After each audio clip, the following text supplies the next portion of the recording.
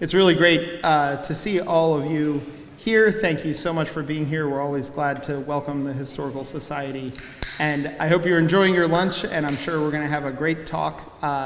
Please, don't hesitate if you need anything. We're here to help. And thank you so much for being here, and welcome to Grace. I'll turn it back over to Jason. Thank you, Pastor Matt. Thanks for everything you do for the society and the staff here at Grace. I just have a couple quick announcements. Mark your calendars, July 16th, 12 to 4 will be our Sunday Scoop event. If you missed your chance to dunk King George last year, he will be returning with vengeance, and King George will return. It's a fun event, family-focused event at the Society. Again, 12 to 4, July 16th. There's a lot of other activities that are a lot of fun at that event. The cow, the ice cream place will be on site, and Pat Martin and his wonderful burgers will be served, and other games and activities. Sunday Scoop, July 16th at the Historical Society. And then also next month, you probably know our BLT will focus on the history of Shiloh pottery. That should be a very cool talk. Ken and Marty Hankins will present the history of Shiloh pottery, and that's next month's BLT. So mark your calendars for those events. Today, we're thrilled to hear from John Laycock from Sykesville. And I've got a little bit of an introduction for John before he comes up to the podium.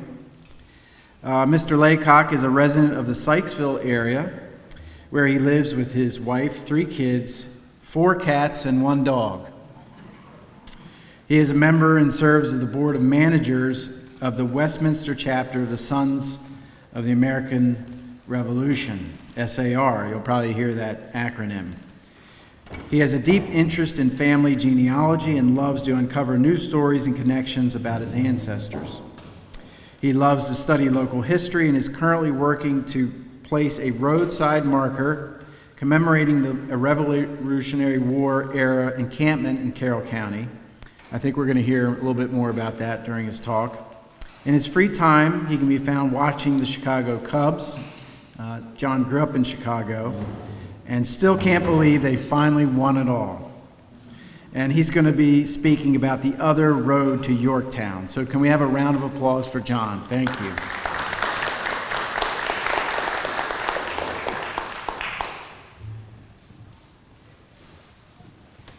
Okay. Thank you, Jason. If we're ready to bring up the slides. The focus of today's talk, as we kind of hinted at, there's going to be a couple of different key areas that I want to kind of highlight. But the focus is really going to be about General Anthony Wayne and his march from York, Pennsylvania, down into Virginia to meet up with General Lafayette in the lead up to the Battle of Yorktown in 1781. And there's going to be some topics, obviously of great importance, like Yorktown. I'm going to cover some of this from a fairly high level. Some of the other things we'll get into in a little bit more in detail. I want to focus more really on some of the local aspects of this, since this is Carroll County, we want to focus there. And so kind of the 3 main things that I kind of want to get across today will be, who was General Anthony Wayne? Again, fairly high level because there's a lot of depth to him. There's some really great books out there about General Wayne. If you're interested in kind of reading into those. We're going to talk about his march and his encampment in Bruceville, right here in Carroll County. And the other thing I'm going to talk about is historical markers. We all love them, right? We stop, pull over, take pictures, look at them. They're kind of a celebration of different events that happen that are of interest to all of us. And we want to make sure that we kind of memorialize those. So just a little bit about General Wayne. Mad Anthony Wayne, he was a brigadier general during the Revolutionary War. But he was born just north of here in Chester County, Pennsylvania, and he served in a variety of roles throughout his life. Just like a lot of us, he wore a lot of different hats. He was obviously a soldier, he was an officer, served during the Revolutionary War. He would serve later in another fashion in his military service. He was also a statesman. He served in several political offices. Okay, and he tried farming. He had a plantation that he ran. Like all of us, he had a variety of different roles. Now, he had a fairly short life. He lived to be 51 years old. Okay, he is really one of the lesser-known founding fathers of our country. He wintered at Valley Forge. He fought in the Battle of Germantown, Stony Brook, several other key battles. One of his more infamous ones during the summer of 1781 was the Battle of Green Springs. You notice that his nickname up there is Mad Anthony, right? There are several stories of where that came about. Some people say that it was because he really ruled his men with an iron fist, and other people say it was because of his conduct on the battlefield.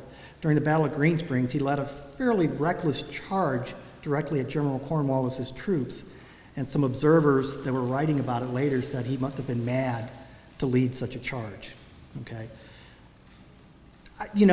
like everything, don't let the facts get in the way of a good story. Okay, but there are a lot of thoughts about where that may have come from.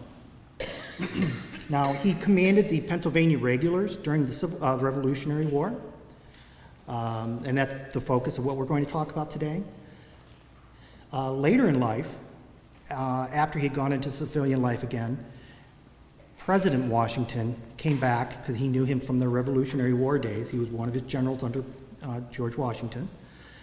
He asked him back to head up the Legion of the United States, our first standing army that we set up in the 1790s. And he notably fought in some of the Indian wars out towards the Midwest, where I grew up, notably the Battle of Fallen Timbers just outside of Toledo. Okay. So he definitely had a very distinguished life, served in a lot of capacities. So he's kind of a fascinating individual that we don't hear a lot about. Now, to kind of give you a sense of the size and scope, a couple weeks ago I was out in Leesburg, Virginia, and every year they do a commemoration of Wayne's crossing the Potomac into Virginia. And they had a number of speakers there. One of the speakers started listing, and I didn't have anything to write down with, but he listed out all of the cities, streets, towns, schools that have been named after General Wayne. And so, Fort Wayne, Wayne State, you start to think about that, and that gives you a sense of the importance of this individual and why, we hear those names all the time, but we don't necessarily attribute it to General Wayne, much like we do, the Washingtons and the Jeffersons and the Adams of the world. Now, the title of this talk is The Other Road to Yorktown. Okay, so that kind of indicates that maybe we have a known road. And that road is the road that Washington will take in the run-up to the Battle of Yorktown in August of 1781. That's what's now known as the Washington-Rochambeau route, the W3R Trail. In March of 2009, that's designated a historic national trail by Congress. So what that means is that the National Park Service got involved, lots of historians, archaeologists, and other folks got involved to mark the entire path that they took from New York down into Virginia in the events leading up to Yorktown. That route roughly follows what we know as modern-day Route 1. Okay? And in fact, earlier in 1781, when Washington sends Lafayette down to Virginia, Lafayette's going to take much the same route as well. Okay? So this is the route that a lot of folks knew and they took, and it's been studied and researched. Well, this lesser-known route, we're going to talk about that General Wayne took with his troops to meet up with Lafayette in Virginia, actually comes through Carroll and Frederick County here in Maryland.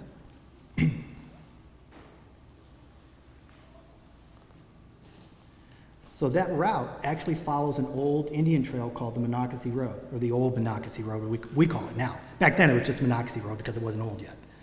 So that route will basically, for our purposes, is going to follow Francis Scott Key Highway Route 194. Now there's some bypasses and things like that. We'll talk a little bit about that as well. But to better understand that, we're going to go back in time now, because here we are in June of 2023. We're going to go back to December of 1780 and talk about some of the events that led up to Yorktown, where Wayne fits in with all of this, and we can start to kind of piece these things together and understand the importance of this march. Now, it's December of 1780. Benedict Arnold, okay, everybody here, we know who Benedict Arnold is, right? Okay. He's now serving as a brigadier general in the British Army, okay? He's working with Colonel Simcoe. They've got roughly 1,200 men, and they have been sent down to Virginia, and they're going to arrive at the end of the month. Now, they'll go through and they'll start a rather ambitious and actually, frankly, a very vicious campaign of burning and looting to kind of make their presence felt within Virginia. They'll burn some of the foundries in Richmond, and they'll really go through, Thomas Jefferson is serving as the governor of Virginia at this point. He's forced to flee Richmond, which has just been made capital of Virginia at this point. And so their presence is being very strongly felt in Virginia at the time. Okay. Now, meanwhile, General Wayne, he's the focus of our talk. He's up in York, Pennsylvania. He's headquartered there for the winter, and he's having some difficult times. Now, we've had several years of war at this point, and his troops, the Pennsylvania regulars, they had signed up for a tour duty. A number of them felt that their tour was over and they could go home. And Wayne and the military didn't necessarily agree with that, and so there was a very real threat of a mutiny that he had to put down. Okay. Now, this mutiny was very precarious. Think about the U.S. military at this point, the Army, right? Washington's having to deal with, they were never properly supplied. They weren't consistently paid. There was a lot of challenges with being a soldier in these armies at this time. Okay. Now, Washington and all of the others are watching very closely at what Wayne's doing in York, Pennsylvania. He's having to deal with this mutiny. So he takes a very, typically you would think of, okay, we've got a mutiny, we have to squash this, just the iron fist, right? He takes the different approach. He actually negotiates with the soldiers that are mutinying. He sits down and negotiates with them at the table. So this dynamic is like I said, very different. And it's because there is such great concern that this is going to spread to the rest of the U.S. military at this point. And so he negotiates with them, and he eventually will dismiss about half of those troops and send them home. The remaining half will stay there. So now he has to go through and rebuild his army, recruit new men, supplies, money, all of those things that you need when you're waging war. And so, he successfully put this down, but at a fairly large cost to his army, because now he's dealing with probably about half of the men that he had before the mutiny. So now, here we are. It's getting on to the end of February of 1781. Jefferson is definitely feeling the presence of Arnold and his troops coming, just wreaking havoc throughout Virginia. So he appeals to Washington for help. Now, Washington saw a lot of these things kind of unfolding, as he knew Arnold was coming down into Virginia with a large number of troops.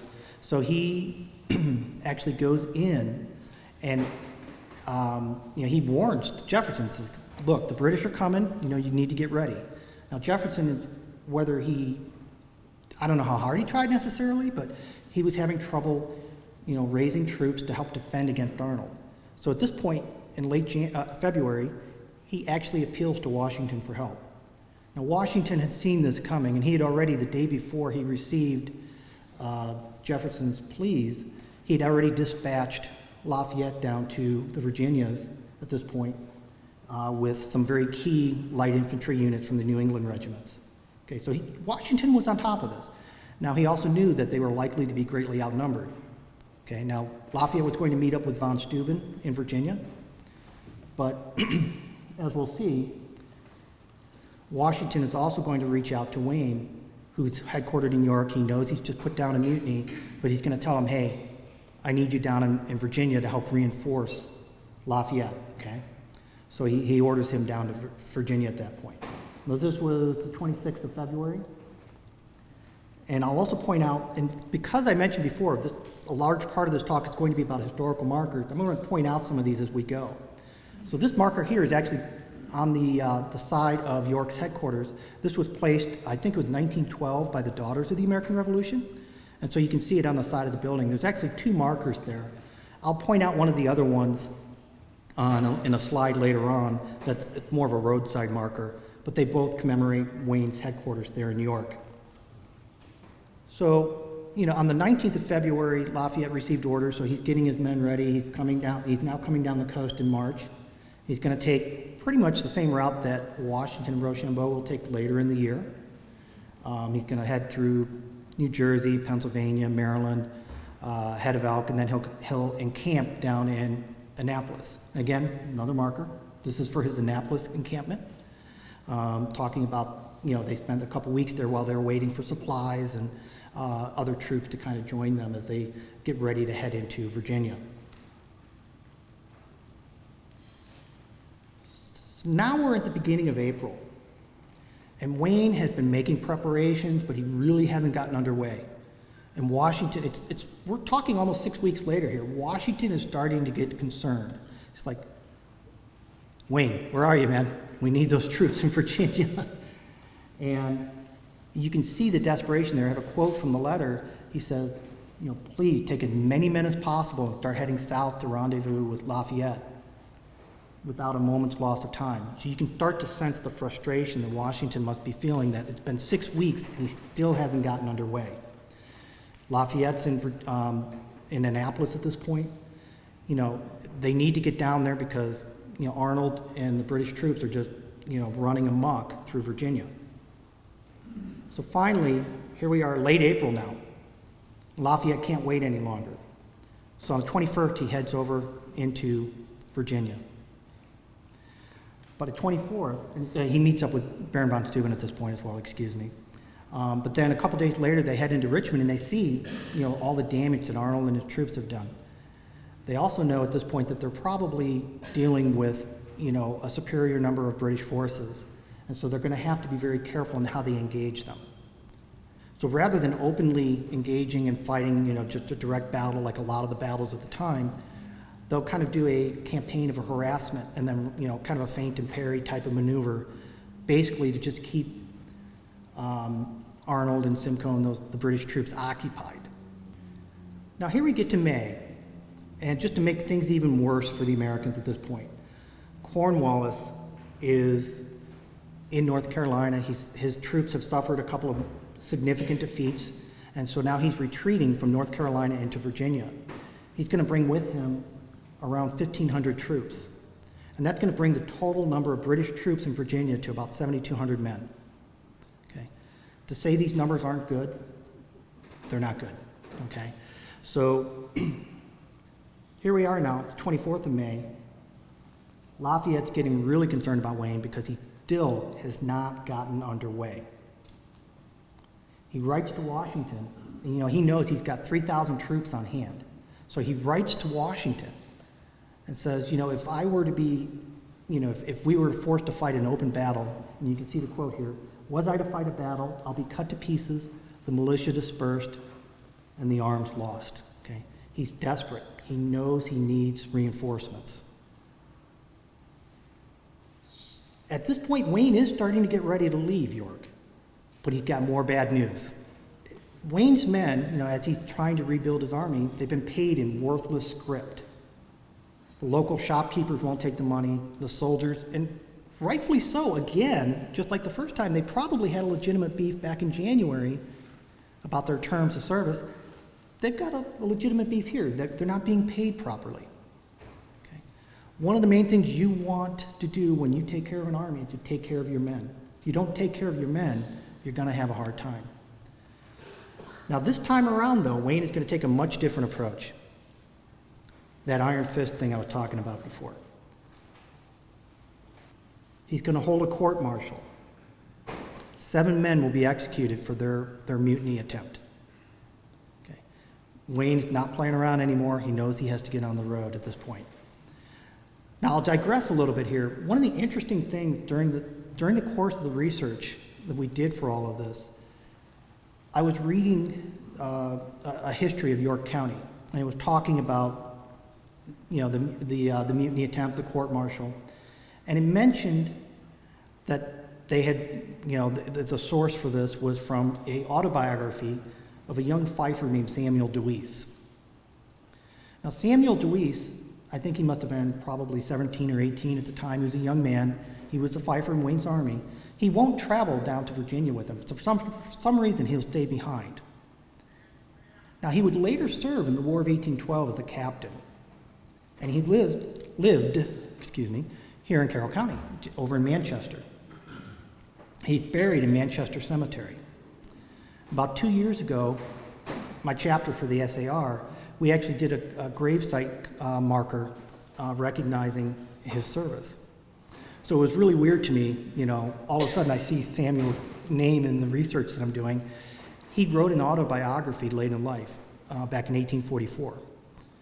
And so I was able to, I actually pulled up, you know, his biography and read about his account, you know, in his words. And so it was really kind of interesting to just, you'll see there's kind of some of these interweaving of coincidences. But it was just kind of an interesting thing that, again, Carroll County ties. Oh, yeah, and that's the other marker for the Wayne's headquarters. That's, if you know York at all, it's at the corner of West Market and Beaver Street. To give you a little bit of a frame of reference, it's about a block or two away from Penn Common. A lot of you may know Penn Common at the site of the U.S. Army hospital during the Civil War. That's actually that common area, which was given to the city of York. That actually was where Wayne's men were encamped. So, you know, Wayne was headquartered in the house there, and then his men had an encampment set up just a block away from the headquarters there.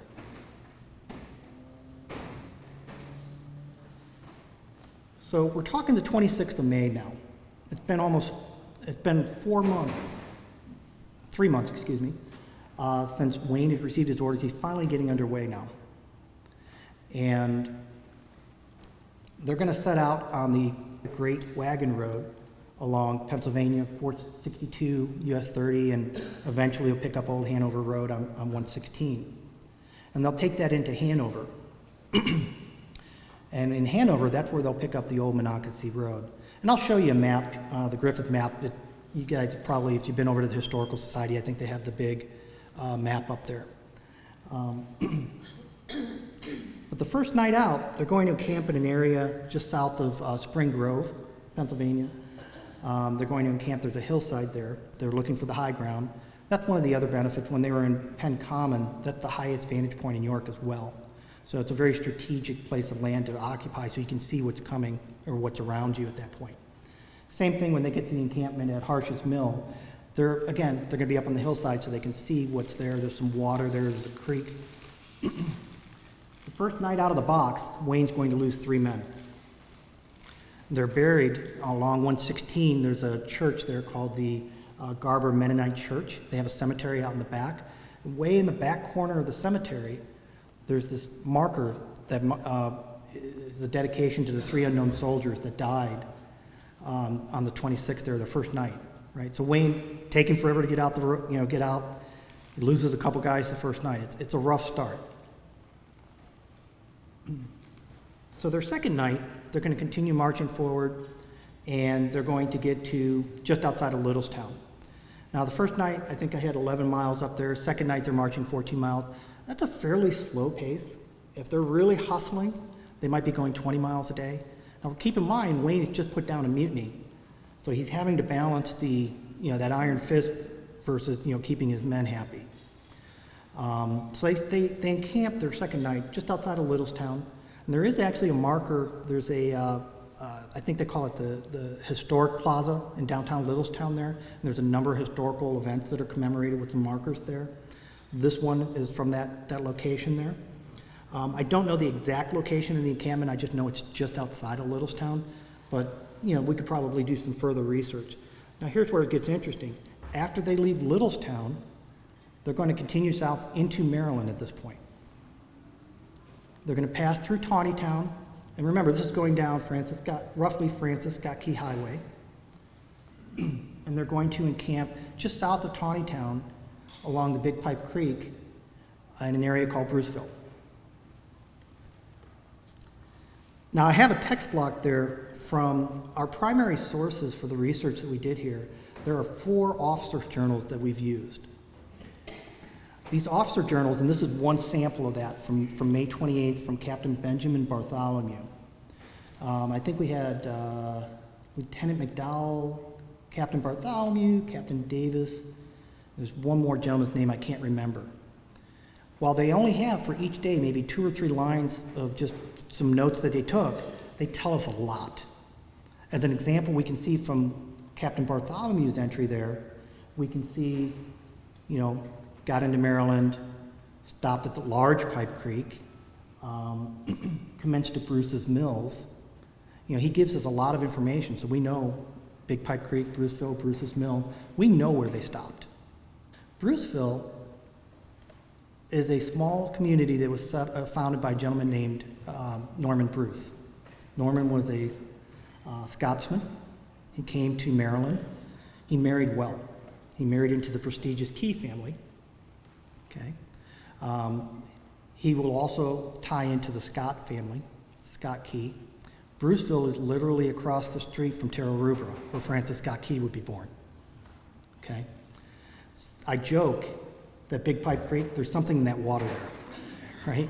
Because you've got Norman Bruce, who we're going to learn a little bit about here.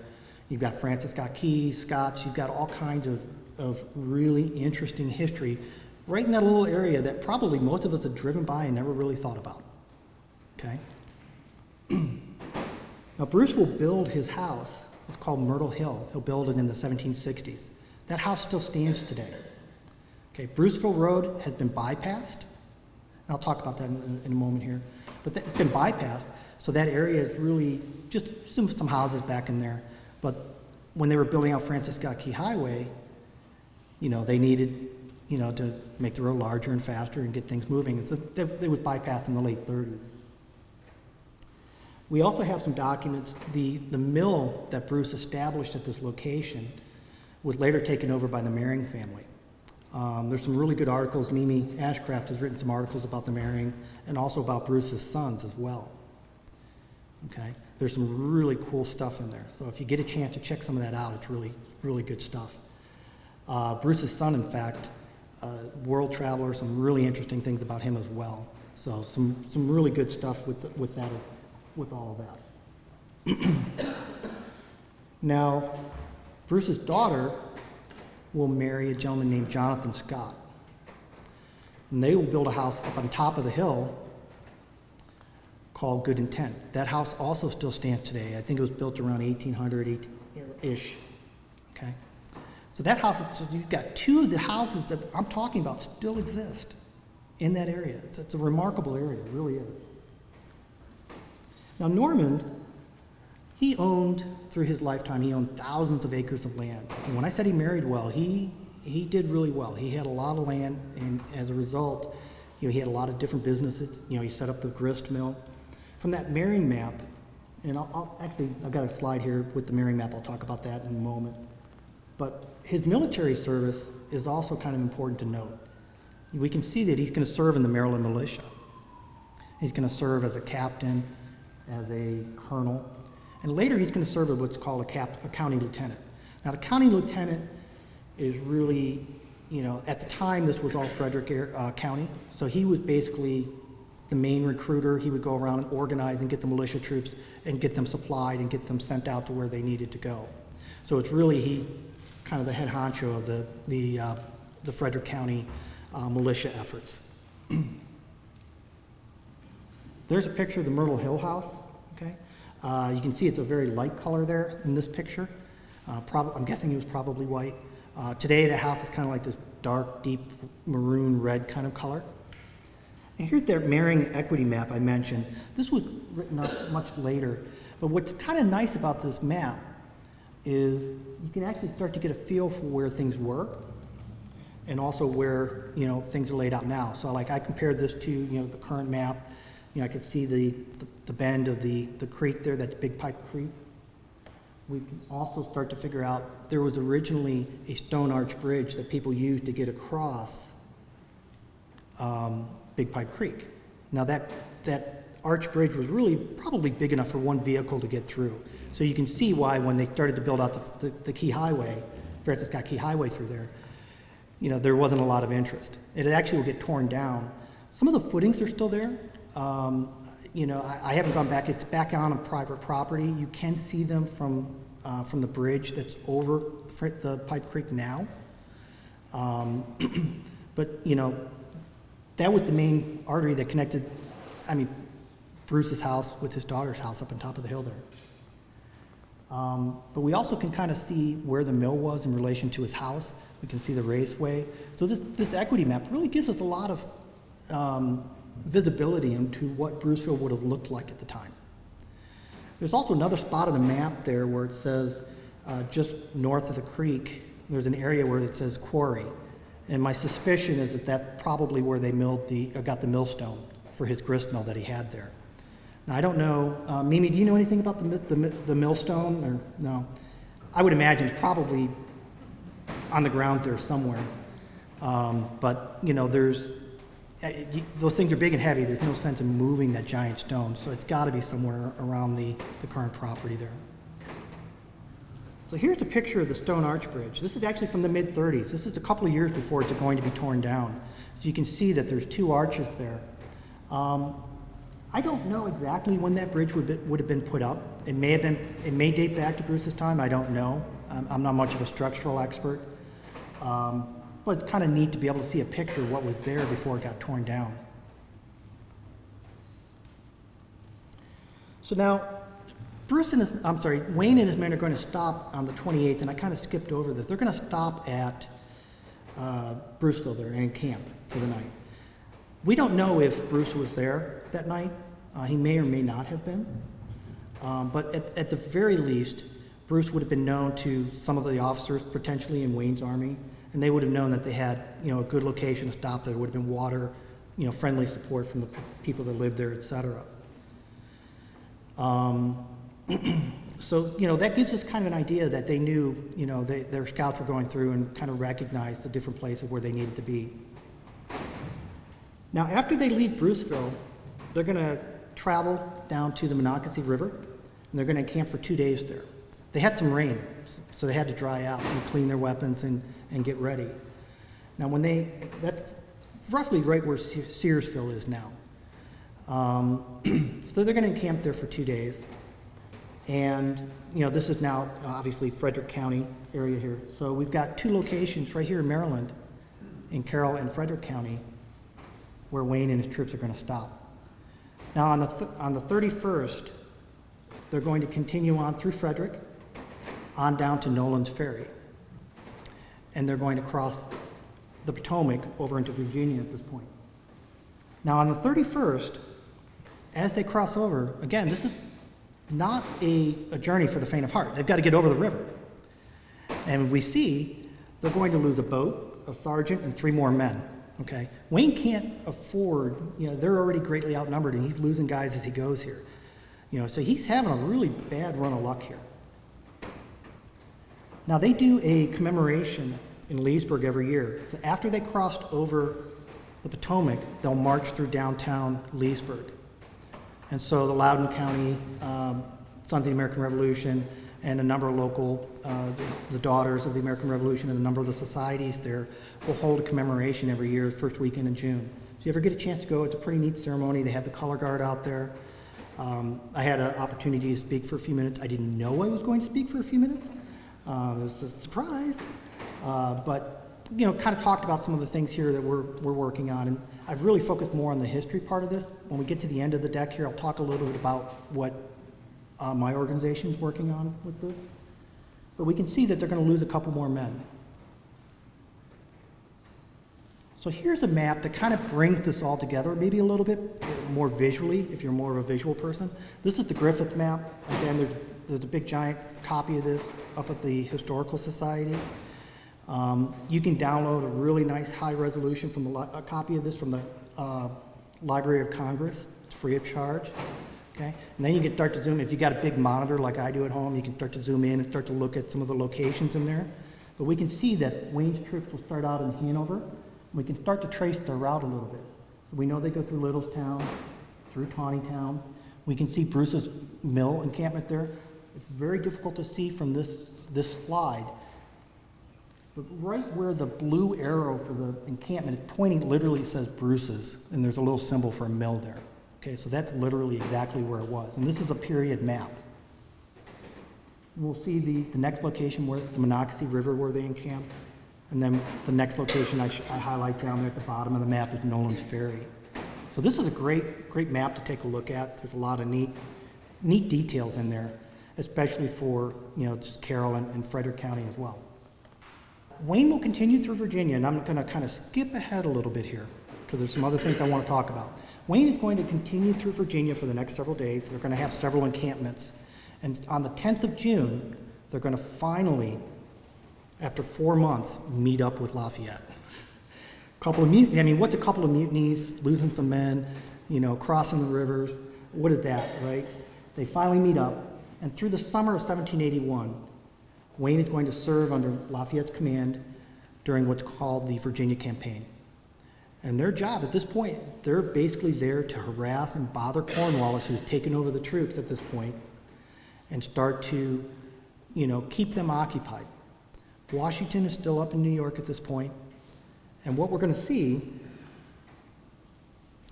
is that by the time we get to about August of 1781, Washington's going to realize there's an opportunity to win a significant battle over Cornwallis down in Virginia. So they're going to start coming down finally, after Lafayette travels down, von Steuben was there, we got Wayne coming down, now we got Washington. We got a lot of heavy hitters coming down to Virginia. Lafayette, they're going to push Cornwallis across the James River, and they're going to get them pinned down in Yorktown. Washington's coming down with Rochambeau and the French troops, and they're going to join forces with Lafayette, and they're going to begin siege operations in Yorktown. And that's going to lead up to October 19th, 1781. Okay. The historic British surrender at the Battle of Yorktown. Now, I could go into a lot of detail about Yorktown, but Lord Cornwallis would surrender, and I say he would surrender because he feigned illness. He wouldn't even be present for the negotiations or the formal surrender. But as we know, this historical victory of the Americans over the British at this point, England was the #1 military in the world at the time. And this ragtag bunch of American farmers took them down. This defeat would lead to the Treaty of Paris and formal recognition. After several years of war, this would lead to formal recognition in the United States as an independent nation. So, I tried to give you a bit of an overview of this march and kind of some of the significant things that were happening and how these pieces all fit together. And this is where some of the work that I've been doing with my SAR chapter. We got together a couple of years ago, 2 years ago, at 1623 Brewery over in Eldersburg.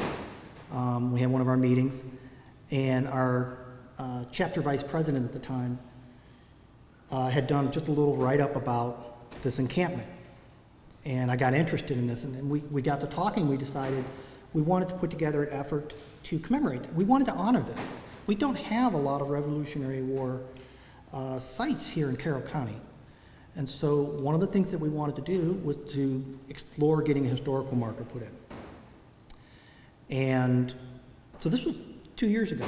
We put the application in last summer, and there were a number of kind of behind the scenes things going on with the chapters, with the State Highway Administration, who does the administration of that. But just about 2 weeks ago, we actually got formal approval to have a historical marker placed at the Bruceville encampment location. We're really excited about this. What I'm told is that it takes about 6 to 9 months for them to actually cast the sign. So we're probably looking at early, mid next year before the marker's actually placed. We'll be putting out a lot of word about it, but this was kind of the starting point. Now, one of the things that we didn't anticipate, because selfishly we wanted to get this marked. So as we were going through the process, some of the other SAR chapters started hearing about the work we were doing. And I mentioned before we had some officers' journals and some of the different research that we had done. We've actually compiled all that research. We've got it in a very simple fashion. It's just stored up on a Google Share Drive, so that if there's some of the chapters down in Virginia where maybe their county has an encampment location from the march, they can actually pull up the notes that we've put together. So a lot of this work's already been done and kind of pre-populated for them. So it makes it easy for them to kind of look at it. And so one of the efforts that we're doing is we're actually working with the Pennsylvania, Maryland, and Virginia state societies and a number of the local chapters between the three states. We've got an effort to actually mark the entire line of march. So the Bruceville one is actually kind of, a stake in the ground, the first one's in. And hopefully we'll be able to, maybe 5 years from now or however long it takes to go through that process, we'll be able to mark all the different locations. So that's really exciting to us. And it's it's lesser known. This route that they took was a main supply route, but a lot of people just don't know about it because all of the focus is on the W3R trail. It is a National Historic Trail, of course, I understand that. But we've got some history right here in Carroll County, which I think is interesting and exciting. Now, that's really the bulk of what I wanted to talk about. One thing I would like to do is give a special acknowledgement. Mimi, thanks for working with Lynn and inviting me out here. Jason, I know you're somewhere, there you are over there. Thanks for, putting this all together. This has been a lot of fun. This is the kind of stuff where we've been working in this bubble for a while, right? And we've been doing this research and it's interesting to us. Okay, Norman Bruce, I was talking about him before. I totally skipped past this. One of the main sets of files you guys have at the Historical Society is the Basil Crabster files. Basil is a descendant of Norman Bruce, okay? So there's a lot of ties here. And this stuff, when they say everything is local, this is a great example of that, okay? So that's my talk. I was going to open up the floor to questions. I think Jason's got a microphone, so if you want to fire away and ask any questions that you might be thinking about, just get the microphone from Jason, raise your hand, and I'll answer it if I know it. John, I have one first. Do you know of any archaeology efforts at the Bruce site in the past, or what it would take to kind of get us there? Because it seems like that seems to be the next step, would be some kind of archaeology done there. I totally agree with you on that point, and it's a great question. It's almost like I talked to you beforehand. I didn't, but it's almost like I talked to you beforehand. When I was going through the application process, and like I said, we just found out a couple weeks ago, my point of contact there is a gentleman named Aaron Leventhal at the State Highway Administration. He's an archaeologist that they contract with. He's actually done a bunch of the archaeology on the W3R trail. And so when I was talking to him about that location, we were talking, and again, some of those overlaps in research. He actually knew Jonathan Scott and his family, and he had done some research over in Annapolis where his family was from. He would absolutely be someone that would probably be worthwhile talking to about the archaeology part of it. Like I said, he's done some of that for the W3R trail. He talked about one of the great kind of technology advances over the last 10, 20 years has been with the use of the metal detectors. They're able to penetrate the ground a lot farther. And unfortunately, that equipment is also fairly accessible to just, anybody with a metal detector, so sometimes that can cause some issues where they're disrupting the sites. But they're able to penetrate the ground a lot more, so they probably could do some really good archaeology there. I would also imagine probably not just at Bruceville, but also on top of the hill, not far from where the Good Intent House is, up on the hillside there would be another location to look at. It's all private property, so that's another obstacle as well. But that would definitely be a great area to delve into. So I would love to see it. That's a good point about the private property aspect of it too. Yeah. Yeah, thank you. It's great what you're here talking about. I read some stuff on the area around Bruceville and up to Emmitsburg, and there was a unit that was called the Tom's Creek 100. Okay. In that area there was a lot of riflemen.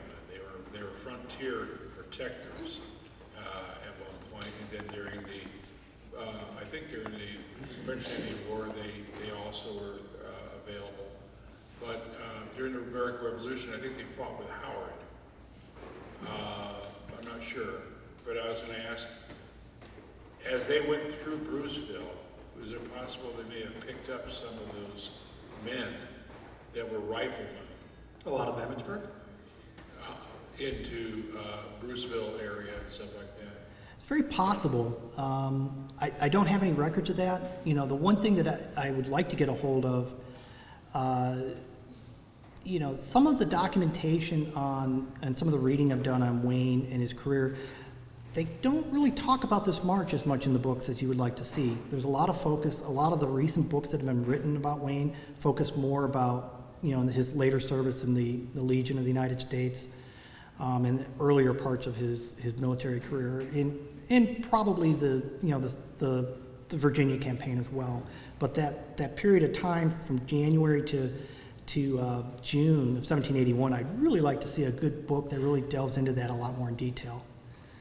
Because that would be really interesting. You know, if he's recruiting heavily, I don't think he's turning anybody away. So I would absolutely, he would have at least attempted to if he didn't pull them in. Well, they were remarkable as far as marksmen were concerned. It talks about hundreds of yards away, you know, hitting small targets. With the guns of that era, right? They were marvelous. Yeah. I think they also had fought up in Long Island, I think, along Sterling. Okay. And I don't know, Howard. Yeah, there's, I don't know if they were part of this. I don't think that they were. I know the Maryland SAR Society funded some research on the Maryland 400, and it would be interesting to see if any of those gentlemen were part of the Maryland 400 as well, because those, if you haven't read any of those books about them, that's another fascinating thing about some Maryland Revolutionary War era soldiers. You know, they were instrumental in the, you know, when Washington had to leave New York, they held the line, you know, and yeah, it was very significant what they did. They saved a lot of lives that day at the cost of theirs. So we had funded a research project to put together biographies of the Maryland 400. That was done with the Maryland State Archives. So there's a lot of good work there that's been done too. So if you haven't read up on it, I think there's a book called Washington's Immortals. The author's name escapes me, but it's an excellent book. Well, I was wondering if they might have married up also a Legionnaire battalion, I can call it. Legionnaire. Ligonier or whatever, yeah. They might have been in that unit, you know. Yeah, you know, there was a big difference between the militias and the regular army at that point. The militias were definitely not as well trained and well supplied, so it was, there was a lot of frustration from Washington and the senior leaders about the various state militias, because you couldn't always rely on them. So. We got another one here too, Ed. Is this on? Yeah. Okay. John, are you going to write the plaque? How does that happen? Who writes the text for the plaque? Do you submit it to them? Yeah, so the way that works is they have an application process. I believe it goes through their website directly now. There were a number of changes when I started the process. They used to work with, the State Highway Administration had a partnership with the Maryland Historical Trust. That relationship has gone by the wayside for whatever, I don't know what the background on that is. They now contract with some folks like my point of contact, and it took them a while to hire out. So my application was in limbo for about 6 months while they were kind of hiring up. So part of the application is that you put in, you have to show them your sources. So we put together a really strong packet, and we spent a lot of time on that because we wanted to make sure that we gave them everything that we felt that they would need. So a lot of footnotes and just making sure that was all there. In the application process, they ask you to put together the wording, and they tell you keep it under so many words. They reserve the right to do editing, yeah, et cetera, et cetera. They did come in and do some editing, and interestingly enough, one of the things that we initially submitted it as General Mad Anthony Wayne. We felt that because of the uncertainty about how he got that nickname, we actually removed the Mad Anthony because we didn't want to, we wanted it to be a credit to him, not necessarily, kind of a derogatory thing. So we put the application in with Mad Anthony, but then when they said, okay, your application's approved, now we need the final wording, and they gave us what they thought, they made some minor edits, and it was good. And I think the one thing I did was I just struck the Mad Anthony part off of it, so. So it's John Wayne, that's pretty good. Thank you for your tremendous effort. And what else are you planning as you go toward the next anniversary that's coming up, huh? So really where things are kind of coming to right now is, as I mentioned, we're working with several of the other chapters. We meet periodically to kind of share notes. Loudoun County is working on several efforts to get some of their markers put into place. Frederick County is working on their locations as well. I have a counterpart over there, Ed Spanis is his name. He actually was the one that got us into touch with Loudoun County. And I just 2 weeks ago was up on June 10th when, Wayne met up with Lafayette. On June 10th in York, I met up with the York chapter of the SAR to kind of get them kind of introduced to it and, sharing some of the information. They're getting ready to start looking at, doing some marker applications. One of the things I was able to do with them is I met with a Civil War researcher by the name of Scott Mingus. He's written several books, so you may have heard of him. He's actually done some research about the Harshes Mill location, which was their first encampment. So he was kind enough back in December to meet up with me and show me around and kind of show where everything was and show me that marker at the cemetery I didn't know about. He's actually written several applications for Pennsylvania, and so he will be, if the York chapters decide to take on that project, he's offered his services to help them write their applications. Thank you, excellent work. Okay. I think there was a question over here. On the march. Hold on, we're going to get you the microphone. I think you can hear me. Well, I think it's more for the video. They're filming it. On the march, were there skirmishes? Why did they lose those men? Were there skirmishes along the way, or was We don't have any records of any skirmishes, so I'm assuming it was to disease or illness of some sort. I don't think, based on the weather accounts that I saw, it may have been cold, maybe it was exposure if they weren't properly, but it was, May, so I don't know, and I wish we knew who they were too. That's the other thing, is I would love to see some muster rolls if we actually left and didn't come back. But as far as we know, they're three unknown soldiers at this point. We have a question here, Mimi. Oh. Sorry, go ahead. I've got the mic again. Okay, one of the things that a lot of us in Carroll County don't know about is what happened on the edge with Frederick County, and Bruceville is right there on the edge. So I would encourage people to go out and go along Route 194 between Tawnytown and Frederick, and take the little road off down to Bruceville. You may need to go down and then practically back up. My friend Doris Hall and I had that experience, but it's an incredibly interesting, very old town, and you can see Myrtle Hill at the very bottom of it. Now, one thing I will encourage you to exercise some caution. There's a truck yard or some business that's right by the entrance to Bruceville Road there. They have a lot of signs up that say do not trespass. Just be careful. I don't know. He just seems like he's very angry. So I would not encourage turning around in the parking lot there or anything like that. I don't know, but the signs are very scary. So just definitely stay out of that parking lot. Yeah, thanks for a great presentation. Thank you. You referenced these captain's journals. What are those and how are they accessible today? Great question. So they are sourced from a couple of different places. So for Captain Bartholomew, they were transcribed into a book that was put out by the, I can't remember if it was the Yorktown or the Virginia Historic Society.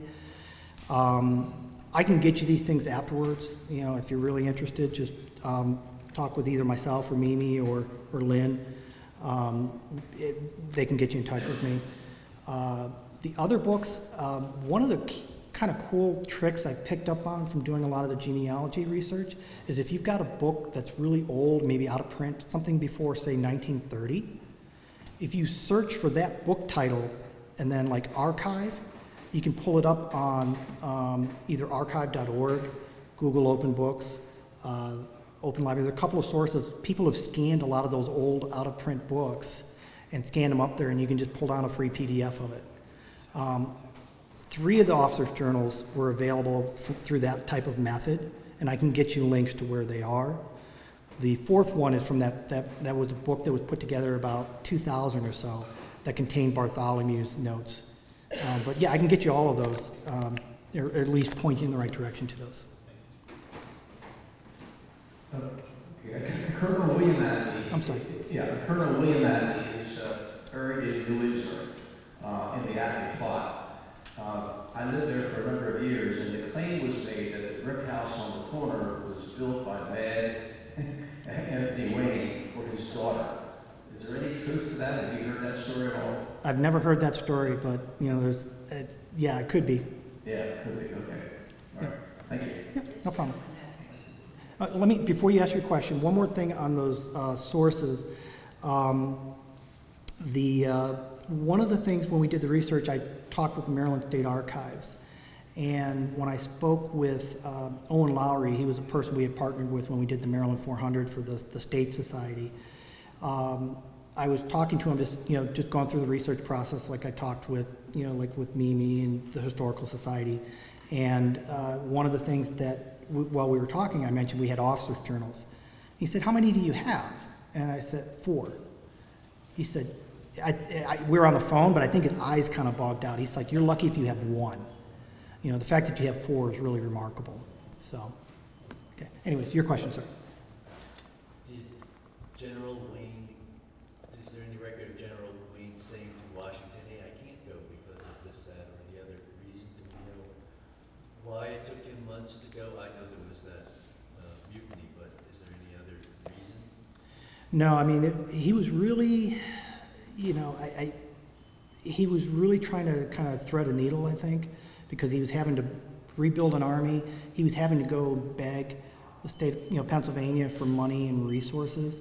They were notably stingy, and that's why his men were upset about being paid in worthless script. They were promised certain things and they weren't delivered upon. And so he had a great deal of difficulty getting people put together. He also knew that he needed to get a certain critical mass of soldiers. And so I think that there was a combination of difficulty in recruiting, difficulty in getting supplies and money from Pennsylvania, but then also knowing that he couldn't just show up with 200 guys. He knew he needed, so when he finally left, he had about 800 men with him, minus 7 along the way. I'm sure there were probably a couple other ones we don't know about, but he was trying to get to, I think, a certain mass of men before he left. Okay. Another question in the back?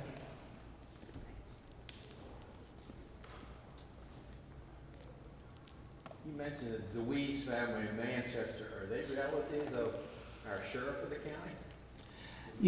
We looked into that, and we did not find a direct connection on that, so I don't know the answer to that. I mean, that was one of the first things I thought. Now, we did track down a number of his descendants when we had the grave marking ceremony.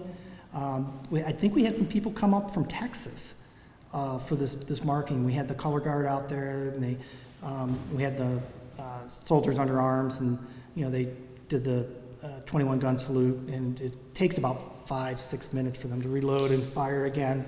And in fact, when we have them come out to the grave markings, we also have to talked to the local law enforcement to let them know there will be some gunfire at the cemetery and not to be alarmed. So, any other questions? I was curious about the houses. Do they sit in Bruceville or up on 194? Yes. So one is in Bruceville. So that's the Myrtle Hill house. That's you have to literally go down Bruceville Road off of 194 to see it. And it'll be that deep red maroon kind of look to it. The Maryland Historical Trust has some write-ups on their website that are accessible through their website about some of the history and such of that. The Good Intent House, that is it's like a stone exterior that sits up on top of the hill, and you can see that's accessible from 194. They did try to sell it a couple of years ago, so there's actually a Zillow listing for it. So I was able to see some of the interior pictures, which was kind of neat. John, thank you very, very much. This is now Thank you.